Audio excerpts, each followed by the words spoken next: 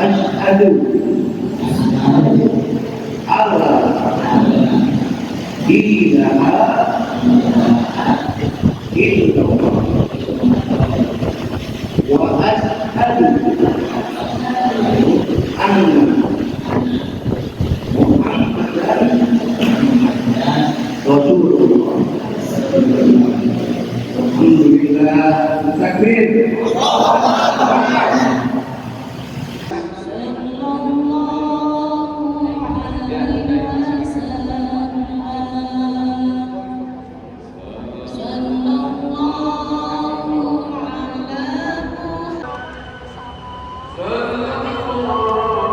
Kau asal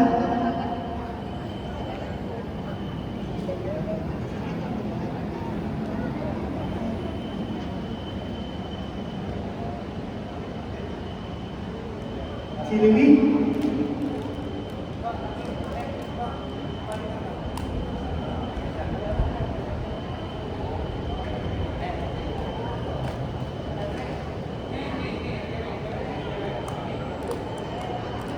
Ibu Zara dan Yusuf.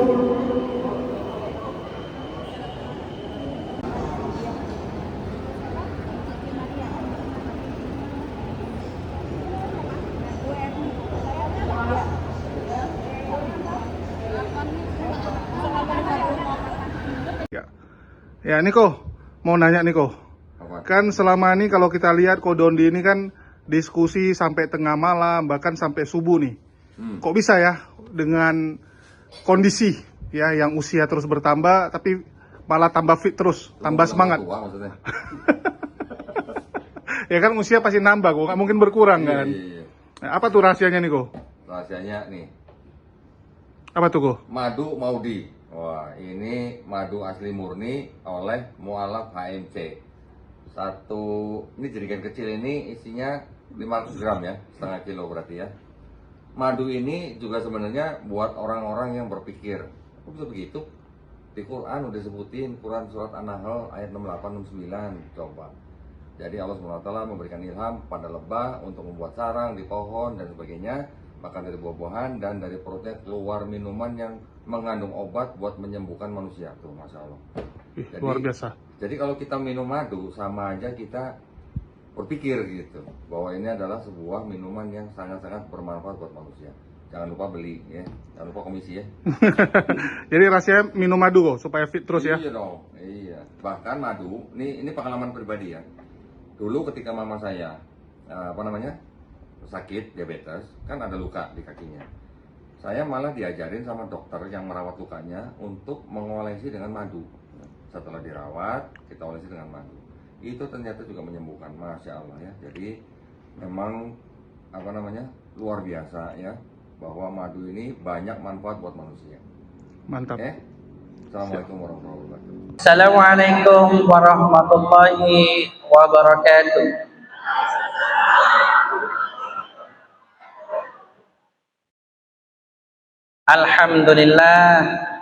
Alhamdulillahi rabbil alamin. Wa bihi nasta'in ala umuri dunya waddin. Wassalatu wassalamu ala sayyidina Muhammadin wa ala alihi wa sahbihi wa sallim. Asyhadu an la ilaha illallah wahdahu la syarikalah wa asyhadu anna Muhammadan abduhu wa rasuluh wa la nabiyya ba'dah. Allahumma salli wa sallim ala sayyidina wa habibina wa maulana Muhammad wa ala alihi wa sahbihi wa sallim. Qala Allah Ta'ala fil Qur'anil Karim, a'udzu billahi minasy syaithanir rajim. Bismillahirrahmanirrahim. Ya ayyuhalladzina amanu hal adullukum ala tijarah tunjikum min adzabin alim tu'minuna billahi wa rasulihi wa tujahiduna fi sabilillahi bi amwalikum wa anfusikum dzalikum khairul lakum in kuntum ta'lamun. Wa qala Rasulullah sallallahu alaihi wasallam, al-islamu ya'lu wa la yu'la alaih. Sadaqallahul azim wa sadaqa rasulul amin wa nahnu ala dzalika minasyahidin wasyakirin walhamdulillahi rabbil alamin. Alhamdulillah pada pagi hari ini kita bisa berkumpul di sini dalam keadaan iman yang membara. Salawat dan salam kita panjatkan kepada Rasulullah tauladan kita, Rasul terakhir Nabi Muhammad sallallahu alaihi wasallam. Alhamdulillah kita juga ucapkan terima kasih kepada seluruh takmir Masjid Al-Ijtihad, terutama Kiai Ujat, Kiai Taufik, Kiai Imron dan seluruh kiai yang ada. Kiai Imam Bukhari dan semuanya. Terima kasih juga kepada para asatis dan pembicara, juga kepada seluruh panitia yang terlibat. Saya ketika memilih Islam, saya tidak pernah berpikir apakah saya akan menjadi dai. Kemudian saya istiqomah, coba istiqomah sambil sembunyi-sembunyi di antara ketakutan ketahuan sama orang tua. Namun sambil tetap ngaji. Hingga satu hari saya bisa sekolah dan ngekos. Di sana saya banyak ketemu guru, banyak ketemu ustadz. Jadi guru dan ustadz yang mereka mendukung keislaman saya, melindungi informasi tentang keislaman saya dari orang tua saya. Dengan mereka lah guru-guru yang support saya, teman-teman support saya, dan juga para asatidz support saya. Makanya saya sekarang bisa menjadi dai. Apa kata mereka? Lo, saya panggilnya lo, kamu balik ke Jember, kamu harus jadi dai. Hingga satu hari saya melihat di sebuah majalah ada sebuah tulisan, nahnu du'at qabla kulli syai'in. Jasa gurulah yang kemudian mendidik saya menjadi dai. Jasa gurulah yang kemudian membuat saya mendirikan Tionghoa Muslim Inspiration. Dan jasa guru atau ustadz lah yang membuat saya berniat menelurkan 100 dai-daiyah dari kalangan mu'alaf. Untuk mengenang jasa guru, kita coba panggilkan para penghafal Quran, anak-anak penghafal Quran, untuk melantunkan sebuah nada indah tentang guru. Silahkan. Ada lagi nggak mic-nya? Mic-nya ada lagi nggak? Bawa aja kan? Nggih. Ya, sama. Ya. Silakan. Ya mau ikut gak? Setannya biar. Oh, nggih.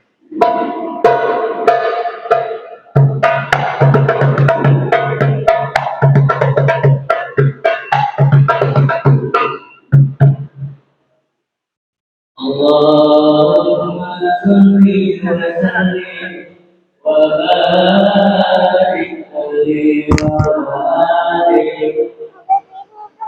Apa itu?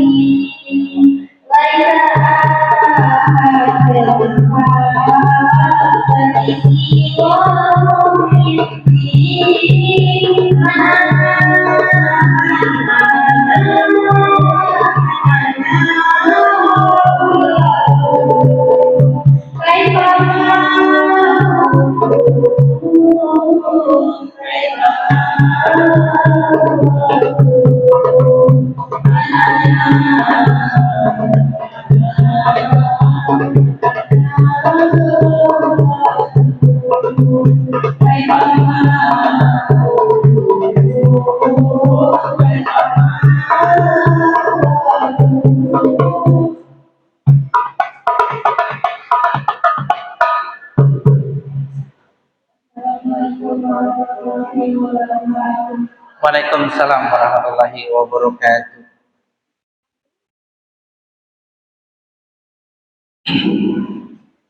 Alhamdulillah, terima kasih kepada anak-anak para penghafal Quran.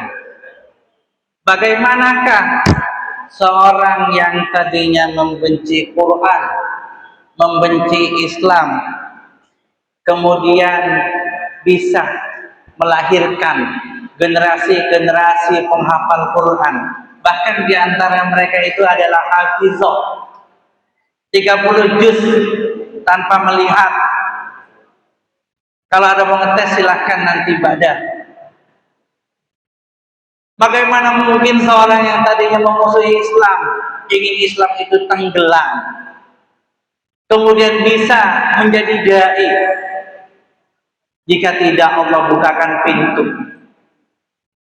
Bagaimana mahalnya hidayah, tapi bagaimana terasa asiknya istiqomah ketika hati dipenuhi cinta. Cinta kepada siapa? Dia yang maha pencinta, Allah Rabbul Alamin. Sekali khulul fisilmi, maka jawabannya adalah dengan cara kafah, dengan para asatis itu, dengan para guru, dengan teman-teman yang mengingatkan kita kepada Allah, kita akan bisa menjadi dai. Satu hari ketika saya menyatakan keislaman saya kepada orang tua, apa tanggapan orang tua? Hayya moyunglah, bocailah, ngai xiao lia. Ngerti deh? Kalau hayya nggak ada artinya. Kamsiha. Katanya bocailah nggak guna, moyung sama nggak guna. Cuman beda kosakata sama penempatan.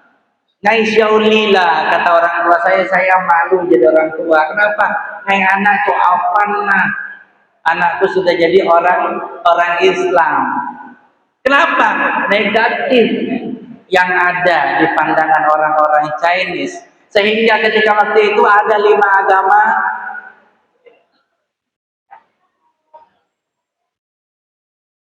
Ahlan wa sahlan. Ketika itu kami punya 5 agama. Mungkin pembicara selanjutnya juga sama, karena kita sama-sama sipit.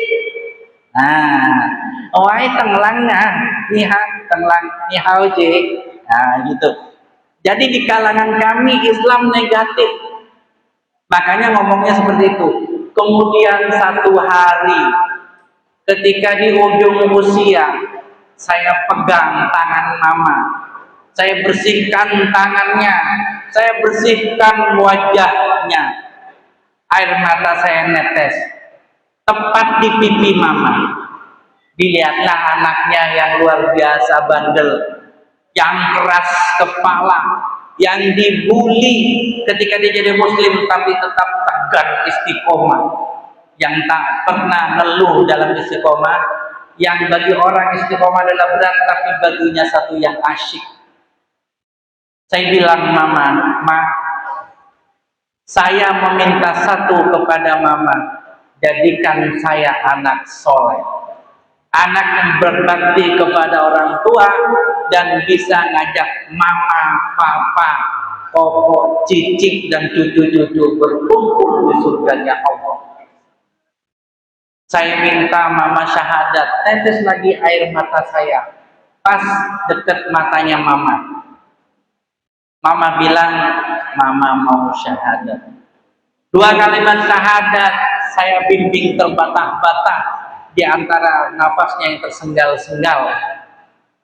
27 jam kemudian mama menghembuskan nafas terakhir. Saya lagi berada di atas gedung, lagi mau bikin atap setinggi 3,5 meter, saya lompat ke bawah. Semua tukang teriak, takut kaki saya patah.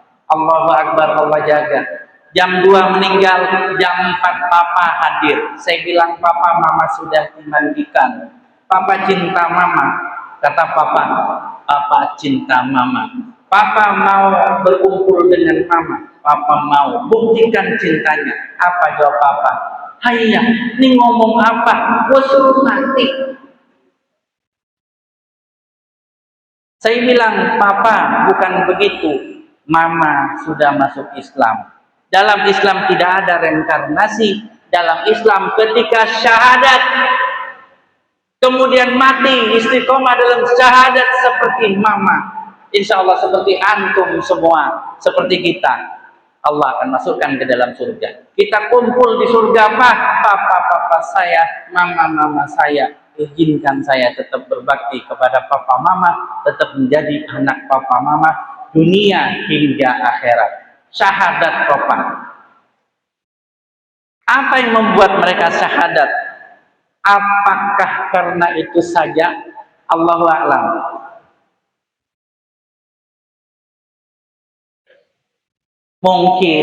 Mungkin musababnya adalah karena air mata. Karena kata-kata kita kumpul yuk Pak di surga. Satu kata-kata yang mendidik tentang keikhlasan kepada Allah. Pertama kali saya ajarkan dan pamungkas di antara sela-sela nafas, di mana Muslim berjuang dengan setan. Saya ajarkan papa mama saya ikhlas tanpa menggurui, tetapi bilang, anakmu yang durhaka, anakmu yang tak puas berbakti, ingin berbakti kepadamu nanti di surga, supaya bisa kita bareng-bareng masuk surga syahadat. Disitulah kemudian akhlak dari seorang muslim itu sangat mempesona, di mana ketika kita berzikrar la ilaha illallah Muhammadur Rasulullah, kemudian kita istiqomah dan kita menerapkan akhlak Islam, insya Allah keluarga kita akan melihat kita dan insya Allah tidak diragukan akan syahadat. Seperti itu insya Allah. Bahkan saya dengar berita hari ini, bersyahadatnya keluarganya, musababnya salah satunya adalah karena satu orang yang lebih dulu syahadat. Benar gitu? Seperti itu.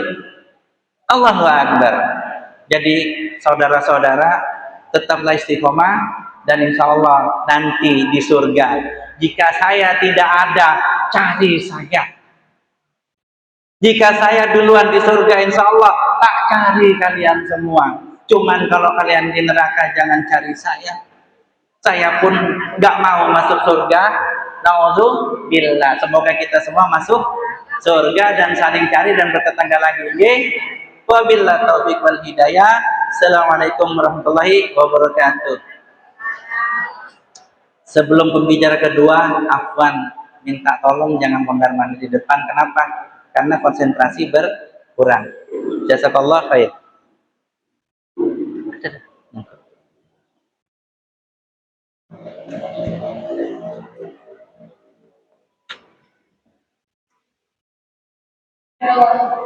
Pokok nanti jam 11.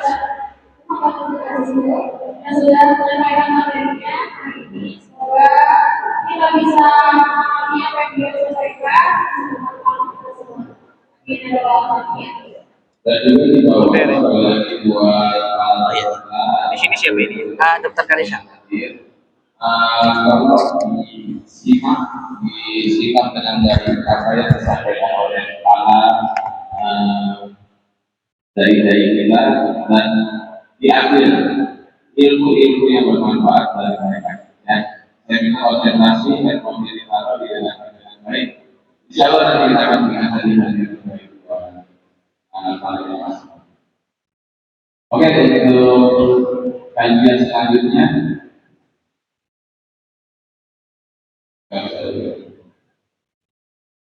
Kita berlanjut ke acara selanjutnya, yakni penyampaian materi yang insya Allah akan disampaikan oleh Ustaz Iwan Setiawan. Loh, enggak, Dokter Karisa, Dokter Karisa, Dokter Karisa. Dokter Karisa, Dokter Karisa. Cek. Selanjutnya yakni penyampaian materi yang insya Allah akan disampaikan oleh Dokter Karisa pada beliau.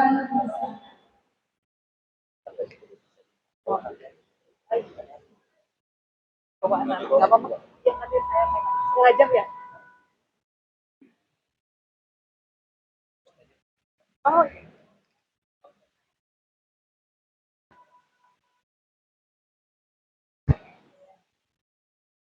dua ya.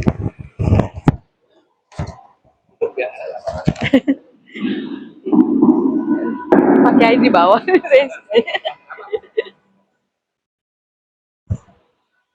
Bismillahirrahmanirrahim.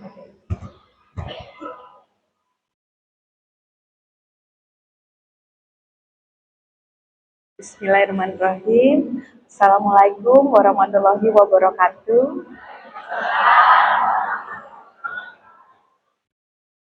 Ya. Alhamdulillahirrahmanirrahim. Wassalamualaikum ala asrofil anbiya'i wal mursalin nabiyina wa habibina Muhammadin ala asrofil anbiya'i wal mursalin wa ala alihi washabihi ajmain. Alhamdulillah, selamat untuk pertama kepada saudara-saudara yang sudah berani ya mengambil keputusan untuk menjemput hidayah itu gitu ya.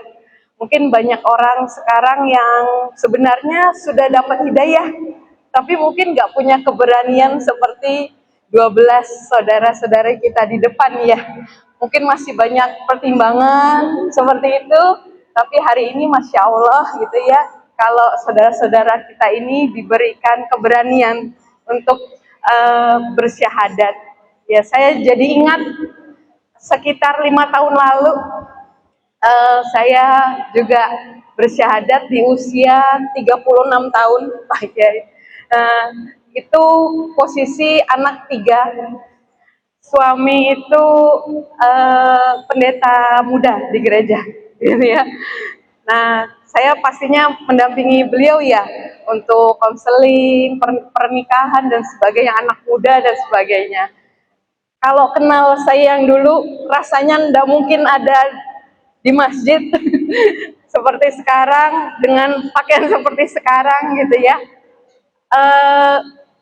Bisa dibilang dari saya remaja sampai saya kuliah, akhirnya menikah pun dengan hamba Tuhan ya sebutnya dulu. Ini juga ya betul. Ya.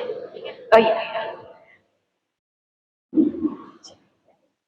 Ya, izin melanjutkan lagi ya. Nah, itu kayak tidak mungkin ya. Tapi buat Allah kan tidak ada yang tidak mungkin ya.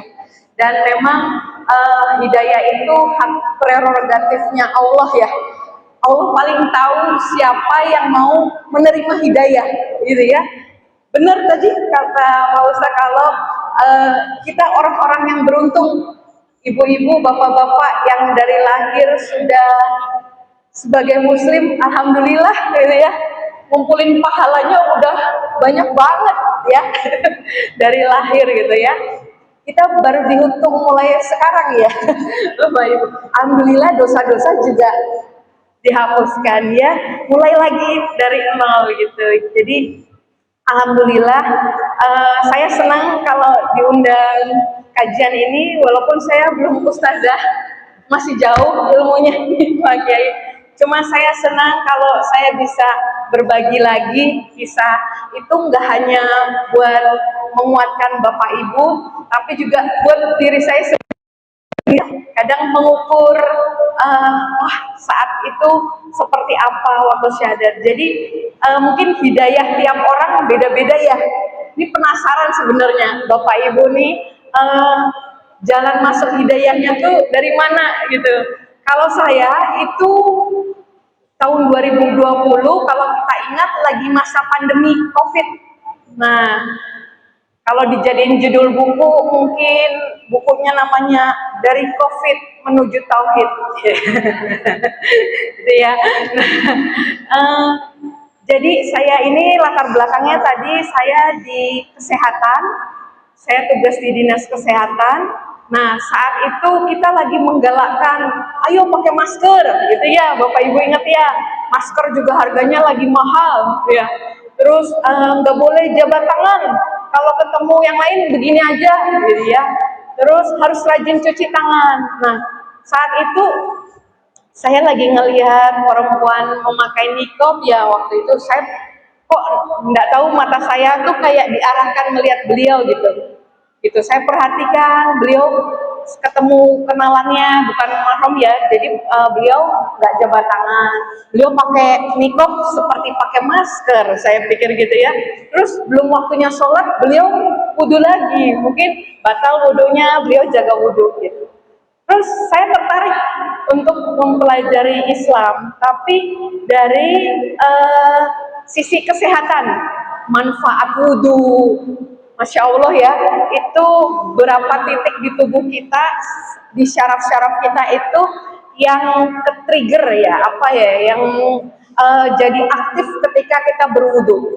Kemudian manfaat gerakan sholat, mulai dari berdiri, takbiratul ihram sampai salam, itu semua manfaat buat kesehatan. Belum sunnah-sunnahnya gitu ya, bapak-bapak harus ke masjid subuh-subuh ya, itu kadar ozon paling tinggi itu di jam subuh bapak-bapak. Jadi kalau sekarang baru rame terapi ozon, Masya Allah, Rasulullah udah ajarkan sejak dulu ya. Kemudian kenapa kita sholat duha, di keutamaannya di jam-jam 9, jam 10. Itu hormon stres paling tinggi itu di jam 9-10 itu. Bapak Ibu, mau yang kerja, mau yang di rumah, ibu-ibu, itu udah pusing ya Bu, nyiapin nanti siang masak apa ya, gitu ya. Nah, itu kenapa ada penelitiannya ketika orang sholat duha di jam segitu 9-10 itu ya, itu hormon stresnya, hormon kortisol namanya, itu langsung turun. Nah, jadi awal masuknya hidayah saya itu justru malah dari yang seperti itu gitu ya. Nah, sampai mungkin kalau pernah dengar kesaksian mualaf-mualaf lain, ada yang prosesnya panjang, kodon itu kalau nggak salah 5 tahun ya. Kok Aziz ya, itu kalau nggak salah beliau 5 tahun. Saya ini pergumulannya itu 2 minggu. Mungkin bagi sebagian besar orang kayak cepet banget 2 minggu gitu ya. Tapi buat saya itu 2 minggu terlama. Terlama kenapa? Karena kita biasa udah refleks ya, lihat makanan berdoa, mau pergi berdoa, mau tidur berdoa gitu ya. Karena saya udah mulai ragu melakukan yang lama, jadi saya nggak berdoa sama sekali. Mau lakukan yang Islam yang baru belum bisa, belum diajarin, belum nanya juga ya, nggak sensitif ya di keluarga saya, keluarga besar saya maupun suami saat itu. Nggak mungkin saya cerita kalau saya tertarik dengan Islam gitu ya. Kalau saya cerita sedikit, mantan suami saya qadarullah sudah meninggal ya, itu beliau akan bilang, kamu lagi deket sama siapa gitu ya, kok nanyainnya tentang Islam seperti itu ya. Di rumah saya itu sudah ada kitab-kitab suci agama lain, tapi hanya Al-Quran yang belum pernah saya buka. Kalau di gereja dulu ada kelas Kristologi, jadwalnya tiap hari Senin saya ingat. Itu saya paling berangkat ke gerejanya jadi males. Ada pelajaran Islamologi, itu hari Senin. Itu saya, gak usah berangkat lah gitu, suka mikir kayak gitu ya. Bencinda, tapi kayak gak usah lah gitu. Begitu pedenya dengan yang dulu gitu ya, gitu. Jadi sekilas seperti itu, sampai akhirnya tadi saya bilang 2 minggu itu kayak sudah nggak terbendung. Saya tahu kalau saya bersyahadat pasti kemungkinan besar saya keluar dari rumah.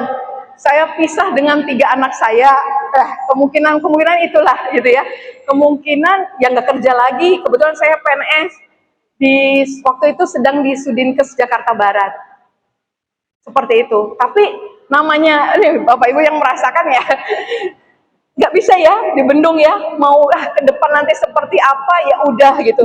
Sampai saya pernah berpikir itu, teman saya waktu saya ceritain ya tadi, karena saya belum bisa sholat, saya cerita ke teman tujuannya supaya beliau jadi imam sholat saya ya, yang teman yang perempuan itu beliau Allahu Akbar, senang dengar saya syahadat. Tapi habis itu mereka bilang, mikir nggak lo abis ini gimana? Kamu bakalan gini. Terus apa? Iya. So what? Saya bilang gitu ya. Kan kita punya Allah, tadi ya Ustadz bilang, kita punya Allah, Allah yang punya segalanya, Allah yang maha mengembalikan. Kata hadis, kalau kita kehilangan sesuatu karena Allah, Allah akan gantikan bahkan yang lebih baik gitu ya. Kalaupun Allah nggak gantikan, bagi saya lanjutkan, so what juga gitu ya. Kalaupun nggak kembalikan, ya udah, Allah itu sudah lebih cukup, lebih dari cukup buat saya gitu ya. Waktu itu saya dapat ayatnya dari Quran surat Saba, nanti mungkin teman-teman mualaf boleh catat ya. Quran surat Saba itu Quran surat ke-34 ayat 37. Mungkin buat saya yang saat itu sudah jadi ibu-ibu ya, itu dibilang, dan bukanlah hartamu dan anak-anakmu yang mendekatkan engkau kepada kami, tetapi orang-orang yang beriman yang melakukan kebajikan yang akan memperoleh balasan ya, yang surga, yaitu yang akan diberikan pada kita. Itu jadi kuat lagi saya. Mau saya nggak ada harta, mau dijauhkan dari anak-anak, ya udah gitu ya. Yang penting saya nggak kehilangan Allah. Nanti urusannya masing-masing kan sendiri-sendiri ya. Itu bahkan teman saya bilang, sejak hari saya syahadat, saya juga sudah haram untuk berhubungan dengan suami saya yang non-muslim kan saat itu. Gitu. Saya masih ngumpet-ngumpet, benar seperti Ko Aziz juga. Waktu itu saya berdoa sama Allah, ya Allah, aku ketahuannya kalau aku udah selesai khatam baca Al-Quran aja ya, aku bilang gitu. Kenapa? Karena kan latar belakang keluarga saya penginjil, seperti itu, suami juga kan waktu saat itu ya, mantan suami saya seperti itu. Jadi pasti kemungkinan akan disidang gitu ya. Tahu apa kamu tentang Islam misalnya gitu ya. Saya takut sampai salah menjelaskan, salah nanti memalukan Islam lah gitu. Jadi saya berdoa seperti itu, apapun apa yang ada di hati saya itu saya selalu cerita ke Allah dulu. Belum ke orang-orang lain, saya cerita Allah dulu gitu ya. Nah itu, dan benar Allah kabulkan. Waktu saat itu saya selesai baca Al-Quran terjemahan ya, belum bisa baca bahasa Arabnya. Itu saya ketahuan sama mantan suami saya. Itu yang pertama ketahuan alat sholatnya dong. Nah itu masih dibuang aja alat sholatnya. HP saya dibuang, nggak bisa kontak dengan siapapun. Terus setiap jam sholat itu saya dibawa keluar, jadi di jalan supaya nggak sholat. Nah itu tapi Masya Allah ya. Jadi ada teman saya juga ngasih buku fikih sholat. Nah itu sebenarnya bab tayamum tuh mau saya lewatkan karena di Jakarta nggak mungkin lah ya, nggak ada air gitu ya. Tapi entah tangannya nggak bergerak untuk geser halaman bukunya. Jadi itulah saya pakai di situ. Saya walaupun di mobil itu saya tayamum, saya sholat dengan mungkin secara fikih nggak sesuai ya Pak Ustadz, kan bajunya belum juga bisa nutup. Saat itu saya cuman baru bisa pakai baju gamis sama kaos kaki. Kerudung belum berani gitu ya, belum berani. Seperti itu ketahuan pertama. Saya cuma ingat mungkin pengacara, teman-teman yang udah tahu tuh suka bilang, udah Allah kan ngerti, tiarap dulu aja, jangan kelihatan kalau sholat daripada nanti kamu diapa-apain. Tapi alhamdulillah saat itu saya dapat taufik hidayahnya itu justru jadikan sabar dan sholat penolong kita gitu ya. Kalau saya nggak sholat nanti siapa yang nolong saya gitu ya. Jadi saat itu mau kondisi seperti apa, alat sholat nggak ada, saya pakai bed cover dengan tutup seadanya lah ya, pasti masih nggak sempurna nutupnya. Itu saya tetap setiap jadi mungkin sebelum waktu azan saya udah wudhu. Pas azan kan harusnya kita sholat setelah azan ya Pak Ustadz. Itu tapi saya justru pas azan tuh saya langsung sholat. Kenapa? Karena saya belum bisa sholat. Saya pakai YouTube sebagai imam sholat saya. Jadi takutnya kalau berisik kedengeran kan bisa nggak jadi sholat. Jadi pas lagi ramai azan itu saya sholat sambil nyetel YouTube.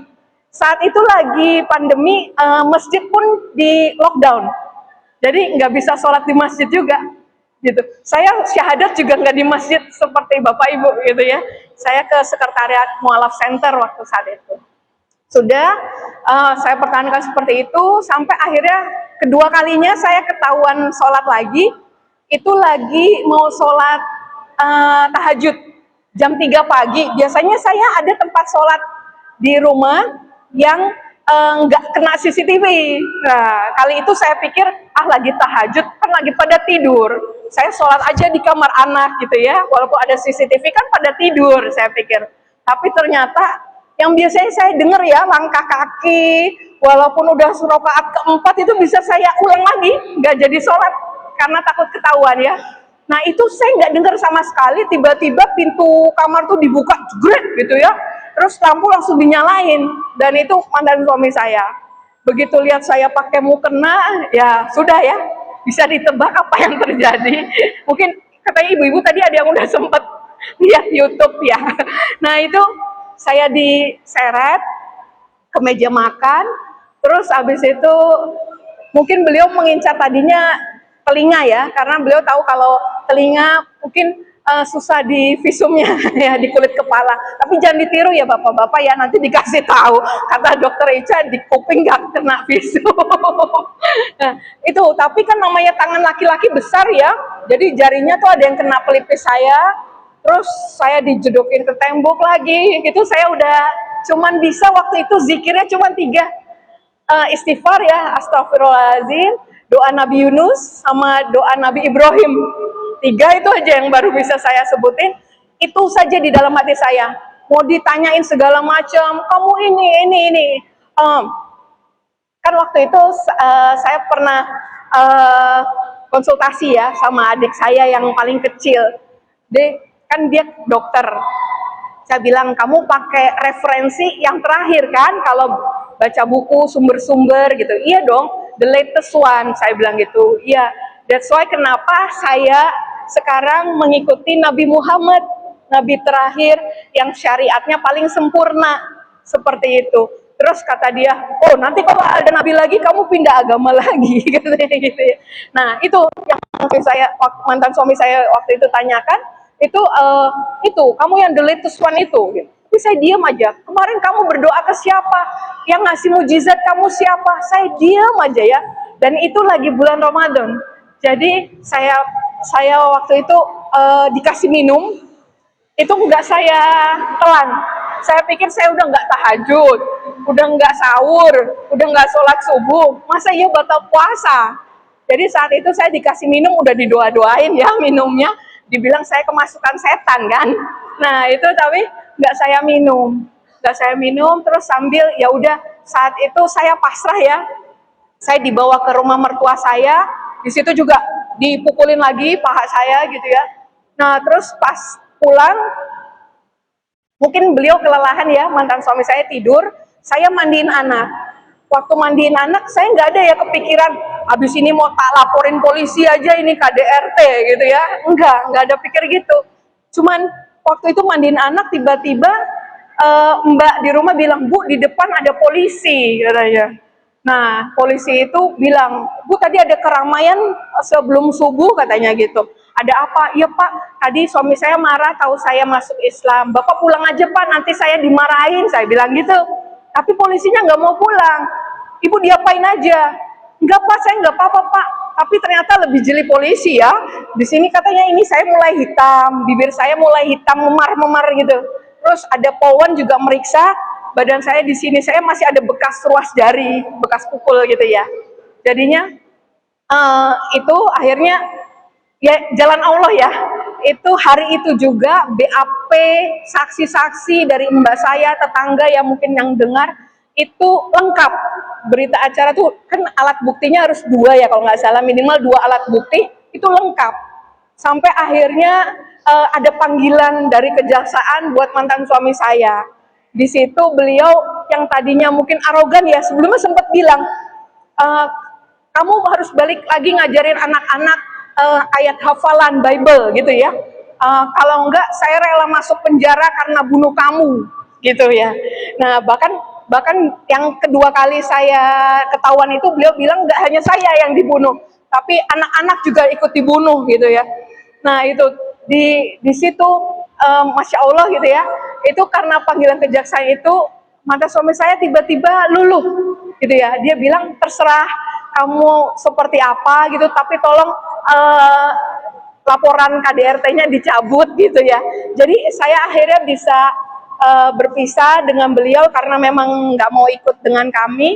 Dan saat itu yang saya tadinya udah siap ya, saya pikir saya bakal berpisah dari anak-anak, tapi sampai hari ini ya, alhamdulillah 1 detik pun Allah nggak pernah pisahin saya sama anak-anak gitu ya. Kan dibilang di surat Al-Baqarah kalau Allah nggak akan memberi ujian melebihi kemampuan hambanya. Mungkin saya gaya banget ya ngomongnya, nggak apa-apa sebatang kara ya asal ada Allah. Tapi kan mungkin Allah tahu ya, ini nggak kuat nih kalau nggak sama anaknya gitu ya. Jadi nggak dikasih seperti itu. Terus mungkin masih ada waktu ya, sedikit lagi. Ya, ada lagi ujian pertama saya itu selain seperti itu ada KDRT, saya juga kena penipuan masker. Nah, yang tadi saya bilang harganya sempat mahal, 500.000 kalau nggak salah sebox. Ada tiba-tiba pasien saya yang nawarin harganya 180.000. Nah, tapi memang harus pesannya kayak minimal 100 box gitu. Saya bilang, oh nggak apa-apa kan teman-teman banyak dari rumah sakit, puskesmas. Saya kumpulin itu total pesanannya berapa box saya lupa, tapi totalnya itu 378 juta. Nah, itu saya nggak ngambil sepeser pun. Saya sendiri cuma mesen 4 box gitu ya. Kalau ada teman-teman transfer, padahal saya udah kasih nomor rekening yang bersangkutan langsung, tapi mereka bilang nggak kenal transfer ke Ica aja gitu ya. Dan ternyata waktu ditransfer semuanya barangnya nggak datang. Saya dilaporin polisi, dianggap termasuk sindikat penipuan masker dan sebagainya. Saya harus nggantiin uang teman-teman itu, terus terang nggak ada. Saya bawa sertifikat rumah kemana-mana di zaman COVID itu kan semua butuh cash ya. Jadi itu bank pun nggak ada yang terima gitu. Saya benar-benar saat itu saya cuma mikir, ya Allah, aku udah nggak punya apa-apa lagi. Bukan soal harta ya, harta jelas nggak ada memang dari kemarin itu 378 juta. Soal nama baik, kepercayaan orang itu hari itu hilang ya. Mungkin kalau saya jualan lagi ini di kantor nggak ada yang mau beli lagi karena nanti barangnya nggak datang lagi gitu ya. Nah itu benar-benar saat itu ya, mungkin saya nggak tahu nanti ujian saudara-saudara di sini mungkin beda-beda. Tapi saat itu saya dapat kekuatan dari ayat Quran surat Fussilat, mungkin nanti boleh dicatat juga, Quran surat 41 itu ayat 30 sampai 32. Itu dikatakan barang siapa yang berkata Tuhan kami ialah Allah dan meneguhkan pendiriannya gitu ya. Jadi mau tadi ya diajak balik lagi atau apa ya, mungkin tadi kalau nggak balik lagi nanti pekerjaannya dipecat atau mungkin ditinggalkan suami seperti saya. Nah itu tapi tetap teguh ya, istiqomah gitu ya, memegang pendirian, maka malaikat-malaikat yang akan turun dan berkata bahwa janganlah takut, jangan bersedih hati gitu ya. Berbahagialah dengan surga yang akan diberikan pada kita. Dikatakan kamilah pelindung-pelindungmu ya. Allah dan malaikat-malaikatnya jadi pelindung kita. Bukan waktu di akhirat aja, tapi nanti di dunia ini dan juga di akhirat. Dikatakan dan kamu akan menerima apa yang kamu inginkan dan yang kamu minta sebagai penghormatan bagimu. Saya baca sampai saya ulang lagi, nggak kebalik, bukan kita yang menghormati Allah, tapi Masya Allah, justru Allah menghormati kita yang teguh berkata bahwa Tuhan kami ialah Allah gitu. Jadi di situ saya Masya Allah, saya belum tahu, saat itu belum tahu semua isi Al-Quran, tapi Allah kasih antara lain 2 ayat itu aja ya yang akhirnya menguatkan perjalanan saya ke depan. Masih panjang ya, baru 5 tahun ini. Nah, nanti kan kita dihitung terakhir ya, semoga kita bisa tetap istiqomah. Tadi kata Pak Ustadz juga supaya kita tetap kafah ya, masuk Islam secara kafah. Dibilang saya ngerasa aturan-aturan dalam Islam itu tidak memberatkan. Ibaratnya anak sekolah itu dikasih kisi-kisi sama bu guru waktu mau ujian.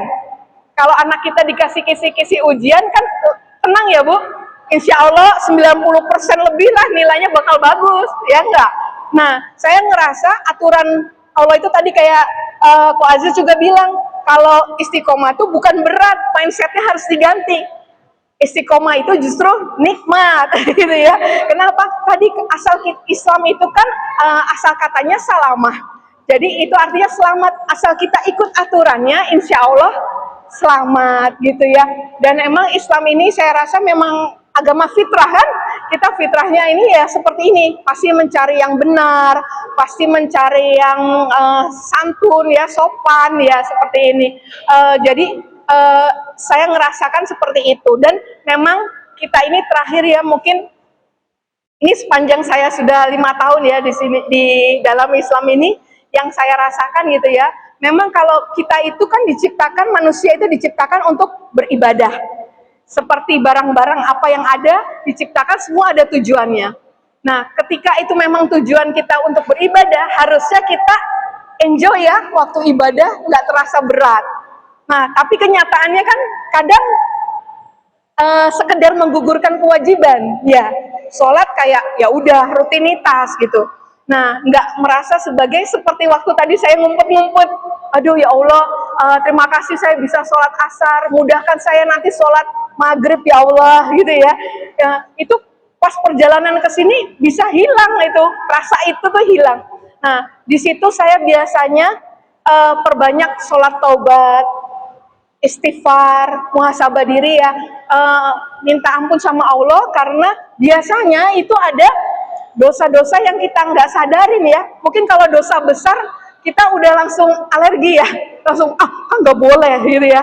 Tapi kalau dosa yang di dalam hati itu loh ya, dosa iri hati, ria, seperti itu yang akhirnya lama-lama mengotori hati kita. Jadi nanti ibadahnya nggak nikmat lagi. Nah, mungkin itu buat bekal sedikit gitu ya dari apa yang saya alami kemarin ini, ya semoga itu bisa bermanfaat terutama buat teman-teman yang baru bersyahadat hari ini ya. Kita semua tadi langsung ikut mendoakan ya ibu-ibu ya, semoga semuanya istiqomah dalam Islam ya sampai kita dipanggil lagi. Insya Allah tadi kata Pak Aziz juga kita ketemu lagi di surga saling mencari. Mungkin itu yang bisa saya sampaikan. Wallahu a'lam bishawab. Mohon maaf kalau ada salah. Wabillahi taufiq wa hidayah. Wassalamualaikum warahmatullahi wabarakatuh. Pas ya 10.35 tadi kata Ko Aziz. Iya, saya kembalikan ke MC dulu ya Bapak Ibu. Masih Dokter Inca. Ya, semuanya ini.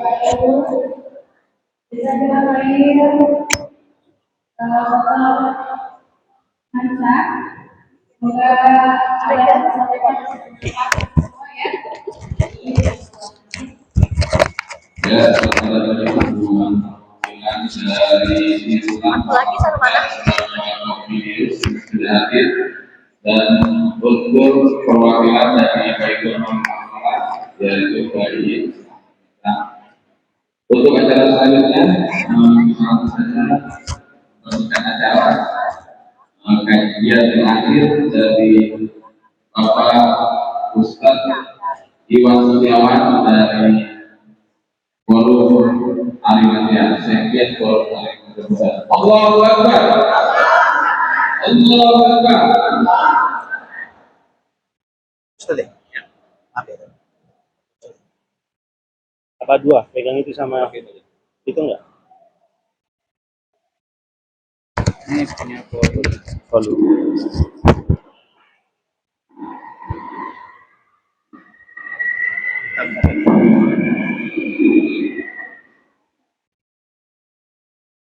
Izin, oke.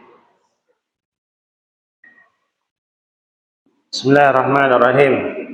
Assalamualaikum warahmatullahi wabarakatuh. Takbir. Harus semangat ya, teman-teman yang baru saja bersahadat harus semangat dalam menjalankan syariat Islam. Oke, baik kita mulai ya. Bismillahirrahmanirrahim. Alhamdulillah wa syukurillah wa la hawla wa la quwata illa billah. Asyhadu an la ilaha illallah wa asyhadu anna Muhammadan abduhu wa rasuluh. Rabbi shrah li sadri wa yassir li amri wa hlul 'uqdatam min lisani yafqahu qawli ma ba'd. Alhamdulillah, mohon izin Bapak Kiai, para tokoh, para ikhwan dan akhwat sekalian. Alhamdulillah, Al-Fakir Iwan Setiawan. Kami aktif di sebuah lembaga dakwah bernama Forum Arimatea, yang mana lembaga ini sudah eksis sejak 2003. Ya, ketika itu para ulama yang ada di ibu kota berpikir bagaimana ada sebuah lembaga yang dibentuk untuk berdakwah kepada non-muslim. Yang pertama. Yang kedua, menjaga akidah kaum muslimin jangan sampai dimurtadkan. Ya, jadi menyampaikan Islam dan juga mencegah pemurtadan. Nah, itu fungsi dari lembaga kami, Forum Arimatea. Alhamdulillah, saat ini Arimatea menggagas sudah tahun ke-7 yang bernama Hari Mu'alaf Sedunia. Ya, nanti dicek di TikTok, di YouTube, di Instagram lagi rame membahas tanggal 25 Desember menjadi Hari Mu'alaf Sedunia. Padahal kalau di kalender apa? Natal, ya. Nah, ketika awal teman-teman membentuk ini, ketika itu diawali di Makassar, ya. Mungkin teman-teman yang ada online ini biar tahu kronologisnya. Di Makassar kita mengadakan setiap tanggal 25 Desember kegiatan tentang kemualafan. Nah, ketika 2018 kita buat acara ketika itu Adventure of Hidayah, ya. Jadi mengundang beberapa orang mualaf, ada 2 mualaf, satu saya sebagai pembicara dari Arimatea. Nah, yang satu mahasiswa beragama Kristen. Ini tumben Arimatea mengundang pembicara Kristen. Saya bilang, lah, kok jadi pembicara Kristen acara keislaman seperti ini? Emang dia mau syahadat? Belum sih, nah, kata ketua Arimatea, belum sih. Nah, tapi mau nggak kalau misalnya ini saya tawarkan syahadat? Ya natural aja, saya nggak mengiyakan, tidak juga menolak, silahkan aja. Sudah, begitu dia misi materi, saya perhatikan anak muda ini mengikuti setahun sebelumnya acara Zakir Naik. Begitu antusias, begitu dia paparkan tentang Islam, ya. Setelah dia ikut acara Zakir Naik, dia betul-betul akhirnya searching, ya, di Google tentang Islam semua, dia searching. Dari waktu ke waktu tambah yakin dia tentang Islam. Nah, saat saya ceramah pembicara terakhir, saya tanyakan sama dia, tadi saya lihat Anda tidak ada kebencian sedikit pun terhadap Islam. Pertanyaan saya, berapa persen sekarang keyakinan sama Islam? Dia bilang, 100%. Lah, kalau sudah 100% mau bersahadat, dia ambil mic, langsung dia teriak, saya mau. Lantas dia pegang matanya, dia nangis. Dia nangis. Saya bilang, takbir, satu ruangan itu, ya. Ketika itu di warung normal, kayak kafe gitu ya. Wah, semua takbir semua di situ. Dia nangis, saya minta ketua Arimatea dia mensahadatkan. Jadi begitu naik ketua Arimatea pakai tongkat 2 karena baru kecelakaan, naik di atas, lantas anak muda ini juga naik di atas, dua-duanya nangis. Nah, dari situlah ya kita momennya berkesan, betul-betul sakral, karena biasanya tanggal 25 Desember dia merayakan Natal, tapi malam itu malah dia bersahadat. Akhirnya tahun depan kita buat lagi tentang mualaf lagi, rame lagi yang datang. Tahun depannya buat lagi, tambah rame. Akhirnya kita udah, kita putuskan kita ngadain namanya Hari Mualaf Sedunia. Dan alhamdulillah dari waktu ke waktu sekarang ini tambah lama tambah viral. Kemarin ada kontra dan pro dan kontra ya tentang Hari Mualaf Sedunia. Kenapa tanggal 25 Desember? Kenapa nggak tanggal-tanggal lain? Ada 365 hari. Kenapa harus tanggal 25 Desember? Masya Allah. Dari beberapa literasi yang disampaikan dengan beberapa pejuang-pejuang apologet Islam menjelaskan. Salah satu Bang Zuma. Ada yang kenal Bang Zuma? Bang Zuma ini apologet Islam, debaters Islam, ya, yang jadi ikon di TikTok, ya. Dia mempertahankan ini sangat strategis untuk dakwah. Karena satu-satunya agama di muka bumi yang mengatakan Allah punya anak, itu hanya Kristen. Dan tanggalnya ditetapkan, hari lahirnya Tuhannya itu tanggal 25 Desember. Lantas dikatakan sama Bang Zuma, coba lihat surat Maryam. Nanti dicatat ya Bapak Ibu ya. Surat Maryam ayat ke-88 sampai 92. Itu menjadi hujah kita. Ya, yang manakala di situ dikatakan hampir-hampir langit runtuh, bumi terbelah, gunung-gunung hancur, manakala ada sekelompok orang yang mengatakan Allah punya anak. Ya, ini kalimat sangat spektakuler, begitu marahnya Allah gitu. Hampir-hampir langit runtuh, bumi terbelah, gunung-gunung hancur, ya, saking marahnya Allah. Tapi umat Islam semuanya tenang-tenang saja. Setiap tanggal 25 Desember tidak ada kerisauan, mereka menjalankan ibadahnya silahkan gitu. Tapi tidak ada kepikiran di pikirannya bagaimana orang-orang ini bisa bersyahadat masuk Islam. Maka ini adalah momen yang kita gunakan. Ayo selamatkan saudara-saudara kita yang belum mengenal Islam. Dakwahkan kebenaran Islam. Agama itu Bapak Ibu ya, tidak hanya sekedar keyakinan. Saya yakin agama saya Kristen. Saya yakin, pegang yakin benar. Jadi agama bukan sekedar keyakinan. Ya, keyakinan itu harus berdasarkan dengan kebenaran. Dan kebenaran itu dia terbuka untuk siap diuji. Islam sangat terbuka, siap diuji. Al-Quran, berapa banyak orang yang menguji, berapa banyak profesor, dokter menguji Al-Quran. Ini dahsyat. Ya, banyak orang non-Muslim yang menganggap Islam itu Al-Quran itu adalah menjiplak Bible. Ya, itu kan karangan Muhammad, menjiplak Bible. Sampaikan, tadi ternyata Dokter Karisa menyampaikan di sini. Saya di sana Pak, tak tahan saya dengar. Air mata saya tumpah. Terus terang, saya ini baperan ya. Karena berapa kali saya nangani mualaf, kisahnya sama seperti dia. Syukurlah bapak-bapak tadi masuk Islam belum ada tekanan yang kuat dari keluarga. Ya. Kami nyelamatin bagaimana di NTT seorang wanita lari ketakutan masuk Islam, ketakutan takut dibunuh sama keluarganya. Saya kebetulan saya ada bertamu ke seorang ustadz itu ditelepon, Ustadz ini ada orang masuk Islam lari ke rumah saya, lagi sembunyi, keluarganya lagi nyariin, bagaimana caranya bisa keluar dari sini dengan cara aman? Coba Bapak Ibu, saya ada di situ. Dan saya sejak 2004 sudah nangani tentang mu'alaf. Orang masuk Islam, orang keluar dari Islam, yang murtad juga, keluarganya minta tolong sama kami gitu. Nah pas saya di situ, langsung insting saya bekerja gitu. Loh, Ustaz, gampang kalau ada mau menyelamatkan wanita seperti itu. Ustaznya bingung, gimana cara keluar dari kampungnya bisa dalam keadaan selamat itu bagaimana? Sedangkan dia dicari-cari. Sederhana Pak Ustaz. Suruh wanita itu pakai jilbab dan pakai cadar. Nah ini tips ya Bapak Ibu, pakai cadar.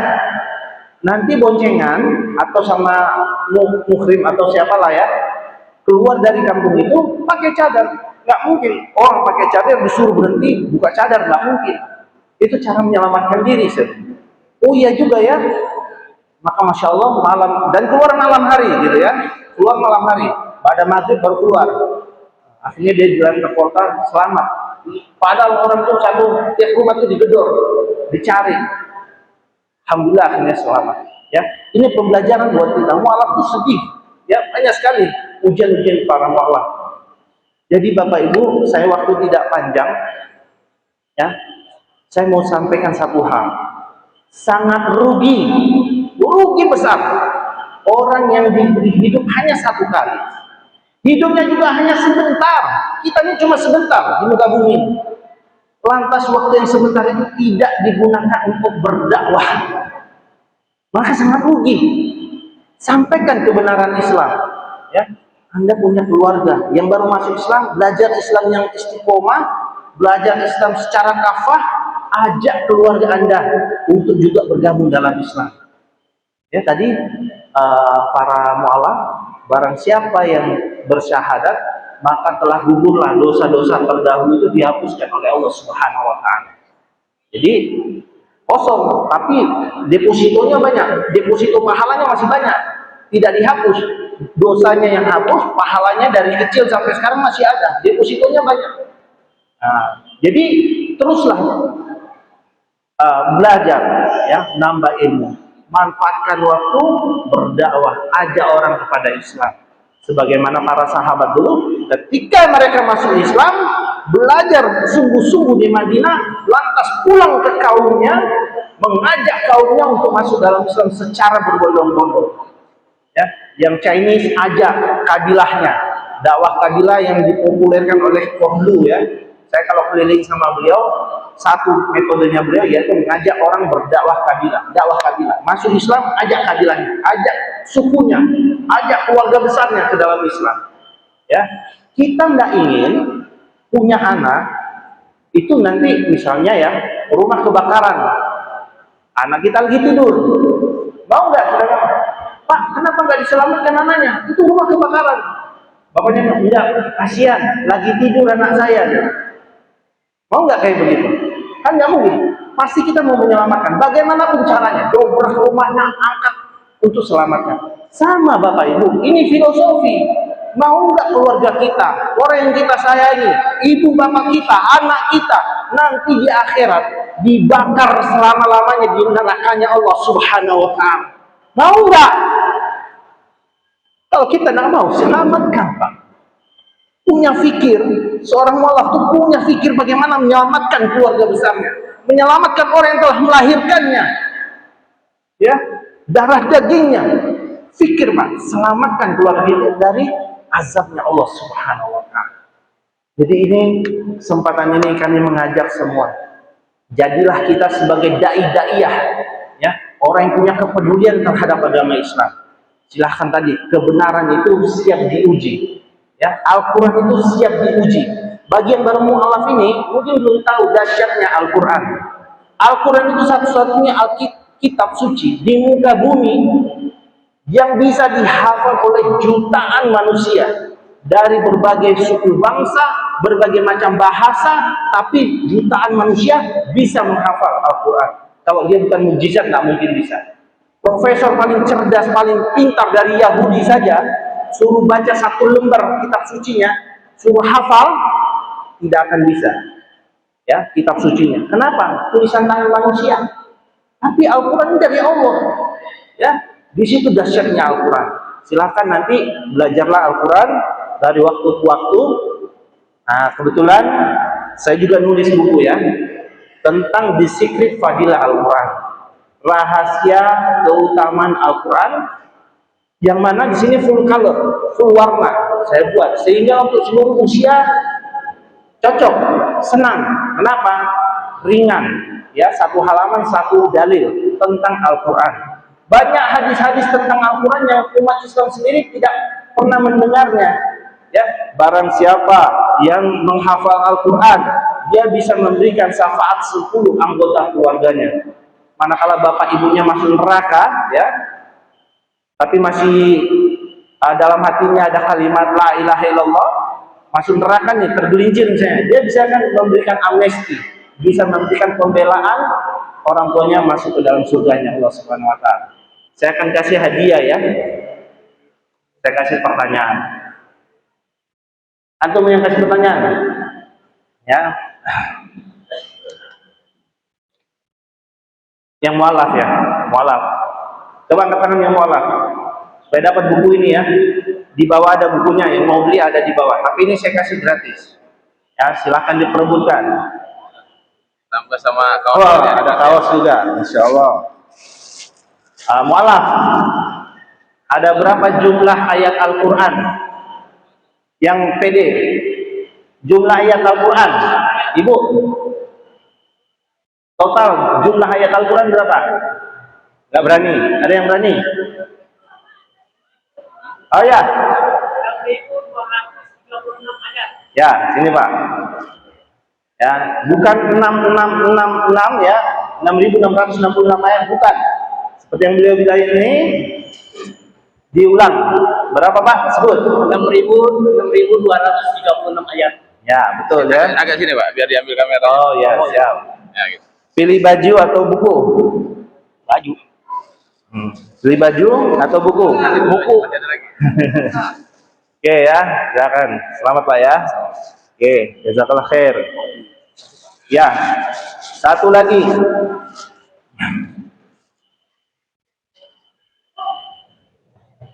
Kenapa kita harus berdakwah kepada non-muslim? Jawaban sederhana aja. Kenapa? Ada yang bisa jawab? Ya, dakwah pada non-muslim itu wajib buat kita ya. Kewajiban untuk menyampaikan Islam, walaupun satu ayat. Ya, saya Pak Bu tidak menguasai banyak ayat-ayat. Saya lemah di dalam menghafal. Tetapi keinginan saya untuk berdakwah itu besar.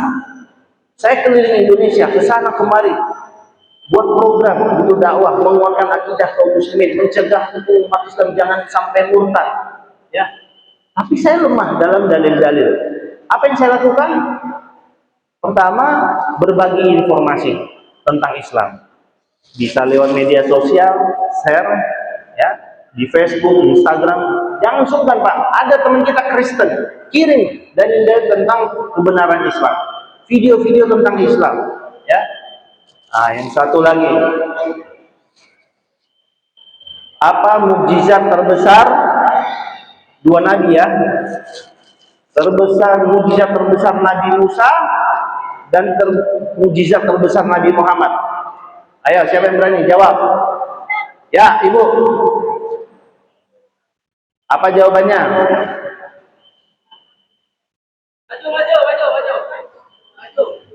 Apa jawabannya? Maju.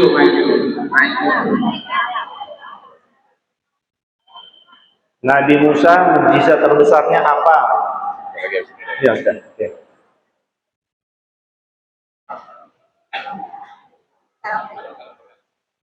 Ada ini? Nabi Musa punya tulisannya kitab Taurat, Nabi Muhammad Al-Quran. Belum tepat. Membelah Ya, terus Nabi Muhammad? Al-Quran. Oh ya, betul ya. Ini tinggal ada baju ini nih. Kalau perempuan, ya. Oke, satu lagi pertanyaan buat perempuan ya. Tadi ya. Apa tagline forum Arimatea? Apa? Tagline forum Arimatea. Tagline-nya apa? Tagline forum Arimatea. Dari tahu? Sampaikan. Ayo. Ada yang tahu nggak? Ibu, ya Ibu. Sampaikan Islam segera memurtadkan. Astagfirullahaladzim. Oke, Bapak Ibu, betul kayak tadi Ibu bilang, mukjizat terbesar Nabi Musa itu membelah lautan. Nabi Muhammad jangankan lautan, ya nanti bisa dilihat ya. Nabi Muhammad itu pernah membelah bulan. Pernah dengar nggak? Rasulullah mukjizatnya pernah membelah bulan, dan itu 2 kali. Hadis Bukhari itu 2 kali Rasulullah membelah bulan. Ya. Bagi orang sekarang, masa, mana mungkin, ya. Tapi coba lihat nanti di Google ya. Bahkan NASA ke antariksa sana memeriksa, ternyata mereka memutuskan bulan ini pernah terbelah. Dan waktunya kalau dilihat dari lempengan-lempengan batuan itu, mereka menyatakan sudah 1400 tahun yang lalu. Ya. Nah, jadi Masya Allah ini ya. Tapi bagi umat Islam, membelah bulannya Rasulullah itu bukan mukjizat terbesar. Mukjizat terbesar Rasulullah adalah Al-Quran. Ya, maka sebentar lagi kita menyambut Ramadan. Mulai sekarang semangatkan diri kita untuk terus berinteraksi dengan Al-Quran. Mungkin itu saja Bapak Ibu, mudah-mudahan bermanfaat. kurang lebihnya saya mohon maaf. Bila taufiq wal hidayah. Assalamualaikum warahmatullahi wabarakatuh. Ya bro. Ya, gimana? Inilah Ketua Panitia Hari Mualaf Hari Matea Jabodetabek. Hari Mualaf Sedunia. Selamat Hari Mualaf Sedunia buat teman-teman semuanya, buat apologet Islam Indonesia, buat semua apologet Islam. Ya, jadi ceritanya sejak kapan Bang Sincan jadi ustaz? Nah, itu dia, aku juga bingung. Gua mau Ustadz KW, bro, bukan di Ustadz beneran. Cuman, Jadi sejak kapan jadi Islamnya? gue baru 2 tahun lah. Baru 2 tahun gue. Baru 2 tahun Iya, jadi Ustadz KW. iya, udah jadi Ustadz KW. Lu mau nanya apa tadi, bro? Antri sembako. Hah? Ya, kita hari ini kita kasih santunan untuk 80 mualaf. Ini terima kasih juga buat Jadid HMC ya. HMC lu juga keren banget. Ini satu-satunya mualaf yang nggak pernah disantunin tapi nyantunin mulu. Keren banget, Bos. Keren sumpah. Yuk, ini mau lihat nggak muka-muka nih, muka-muka mualaf-mualaf kita nih. Nah, ini. Mukanya muka Islam. Oh, emang apa? Mau wawancara satu orang? Gimana? Yang mau diwawancara siapa? Ah, ini ibu ini. Ibu, Bu, kami dari Jadid HMC nih, Bu. Gimana Bu mendapat santunan dari teman acara Hari Mualaf Dunia, Bu? Ya, bahagia. Hah? Senang. Bahagia, Bu. Ibu mualaf udah berapa tahun nih? Saya baru 6 bulan. Hah? 6 bulan. Baru 6 bulan, Bro. Baru 6 bulan. Ini sama anaknya semuanya? Iya. Satu keluarga? Iya. Allahu Akbar. Orang apa Jawa? Ciben. Ciben. Oh, Cime. Iya, Cina Bapaknya Benteng. ada Cimenya. Iya, bapak saya masih muslim, keturunan Oh, muslim. Oh, dulunya berarti dari agama? Dari agama Buddha. Dari Buddha, Bro. Kita cari yang dari Kristen, Bro. Oke, terima kasih. Nih ada yang dari Kristen, Bu, nggak nih? Ya, siapa yang dari Kristen? Dari Kristen. Ibu udah berapa lama, Bu? Masuk Jadi mualaf, iya. Udah 3 tahun. Oh, 3 tahun, Bro. Udah 3 tahun, Bu. Gimana dengan acara ini, Bu? Senang gembira. Senang ya? Iya. Bro, katanya, Bro. Kita tanya lagi nih. Ini ada yang mualaf baru nggak nih di sini nih? Udah lama? Udah lama? Ada mualaf baru nggak nih? Ini mualaf baru ada nggak nih mualaf baru nih? Mana? Ah? Yang baru di belakang semua. Oh, ini mualaf udah lama semua, Bro. Tapi nggak apa-apa, kita wawancara, Be. Gimana, Be? Dengan acaranya Hari Mualaf Dunia yang diadain sama Masjid At-Tihad dan Forum Hari Matea sama HMC, Be. Wah, saya sangat bangga dan hati saya merasa sangat senang aja. Senang, Intinya saya merasa hati saya itu merasa damai. Oh. Ketemu rekan-rekan, terutama kita punya sahabat baru, Oke. saudara baru. Oke. Itu aja. Ya, makasih, Be ya. Iya. Dulu dari agama apa? Tadinya Buddha. Oh, Buddha. Oh, banyak Buddha, Bro. Ya, Oh, bisa Buddha. orang benteng sewaan saya. Oh, Cina Benteng. Iya. Mukanya nggak ada Cina Benteng ya? Oh, ini Tangerang begini. Oh, gitu. Iya. Cina Tangerang kayak gini semua. Oke, siap. Yuk kita wawancarain yang baru mualaf, mau nggak, Bro? Yuk. Yuk, sebentar ya. Yang baru mualaf yang mana ya, Pak? Oh, ini baru mualaf. Ah, bro, ini baru mualaf, Bro.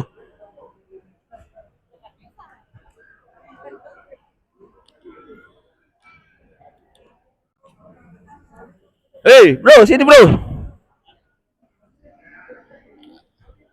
Ah, ini buat teman-teman buat Jadid HMC ini ada mualaf-mualaf baru kita nih. Ini mualaf yang baru bersyahadat di Masjid At-Tihad di acara Hari Mualaf Dunia.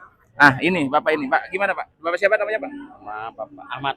Bapak Jadinya, iya Ahmad jadinya. Pak, kenapa Bapak bisa pas banget nih, Pak? Bersyahadat di Hari Mualaf Dunia di Masjid At-Tihad yang diadain sama Forum Hari Matea dan HMC nih, Pak. Ikut orang tua.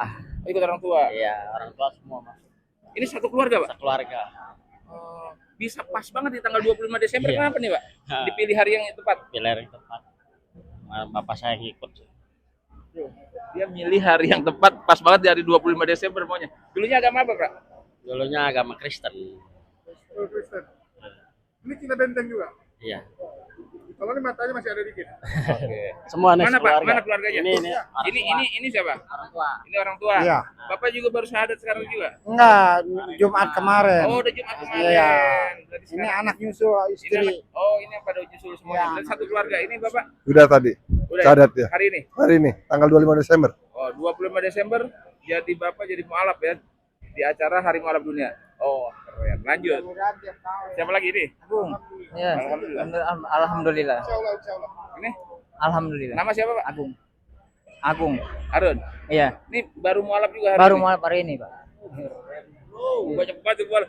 Kenapa milih menjadi mualaf, Bro? Iya, karena ngikut orang tuanya keluarga semua biar pro gitu, Pak. Oh, biar Bro, jadi katanya biar pro katanya, Bro. Oke.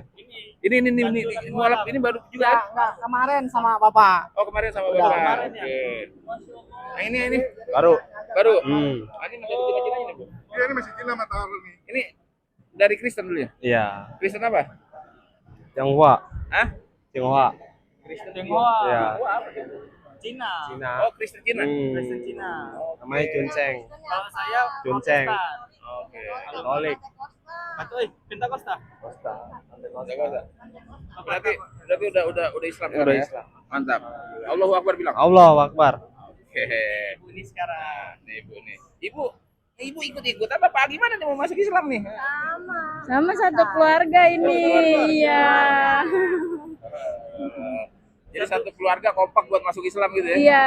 Sama si ibu juga belakang. Ini saya orang tuanya. Yang tadi Bapak. Oke. Bu, doain HMC ini biar bisa ngasih santunan terus-terus nih, Bu. Nih. Ini mualaf yang nggak pernah disantunin tapi nyantunin terus. Kita doain deh, Bu ya. Iya. Biar tahun depan bisa ngasih santunan lebih besar lagi. Amin. Amin ya rabbal alamin. Cakep. Thank you. Tapi selalu memberi santunan luar biasa ya. Oke, Bro. Nah, sini Bro, sini. Bro, sini dulu. Lu lihat, Bro. Gua ditulis Ustadz, ini gua mau klarifikasi, Bro ya. Gua bukan. Ini si lu kagak jelas ini. Gua bilang gua tuh Ustadz KW bukan Ustadz beneran. Ini terus Ustadz Sinchan, bahaya, Bro. Bahaya banget kalau yang ini. Ya, ini nih Ustadz beneran. Nah, ini sekjen Arimatia terbaik pokoknya. Itu gua, tapi bukannya Ustadz, gua kiai. Bilangin ya semuanya. Lu bilangin semua teman-teman di TikTok apa di YouTube bilangin gua bukan Ustadz, gua kiai. Ya, oke. Oke, terima kasih semuanya ya. Terima kasih semuanya.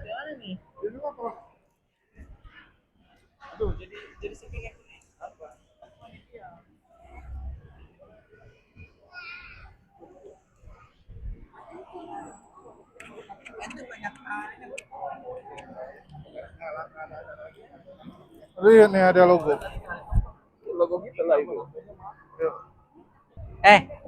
Kojol, lu mau infak nggak buat ini, buat mualaf baru nih? Nanti kalau mau transfer ke aku ya.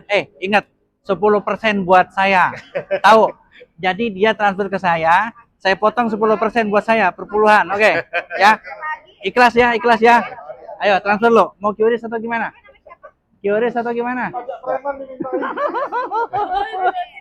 Alhamdulillah, kalian bebas 10% dari kami. Semuanya untuk kalian yang diambil ya. Gak usah kasih saya. Bohong. Enggak, jangan kasih saya bohong. Bercanda. Jangan. Ya. Ini saya tambahin. Jadi nggak usah ngasih saya. Saya tambahin. Nah, ya. Jangan ngasih saya, nggak usah. Saya ngeledek Kojol berarti 100% ke gua kok. Nggak usah potong siapa-siapa. Ya, sip.